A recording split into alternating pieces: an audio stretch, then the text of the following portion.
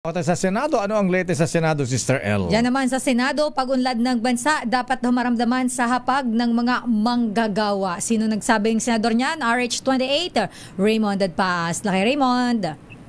Elaine at Mayor, dapat lang daw na maramdaman naman sa hapag na bawat manggagawang Pilipino sa bansa o kaya ay mga nasa abroad ang sinasabing pag-unlad ng ekonomiya. Ito naman ang binabanggit ni Senador Loren Legarda kasabay ng pagbulita ngayong Mayo 1 sa araw ng paggawa. Ayon kay Legarda, matatag at walang kapagurang nagsusumikap ang ating mga manggagawa para mapaganda ang ekonomiya ng bansa.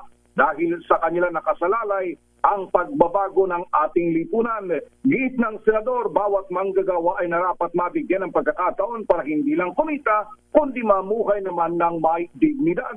Sa 19th Congress, inihain ni Legarda ang Senate Bill 2662 o ang Living Wage Bill na layong itaguyod ang living wage at hindi lamang ng minimum wage. Sa kabila naman ay nagbigay-pugay naman si Senate President Francis T. Escudero sa lahat ng mga manggagawa na silang itinuturing na haligi ng ekonomiya ng ating bansa. Sa ngayon ay umaabot na sa 50 milyon ang lakas paggawa ng Pilipinas na silang lakas ng ekonomiya ng bansa mula sa iba't ibang mga sektor, mula sa agrikultura, construction, na transportasyon at iba pa na hindi dapat pabayaan ng ating pamahalaan.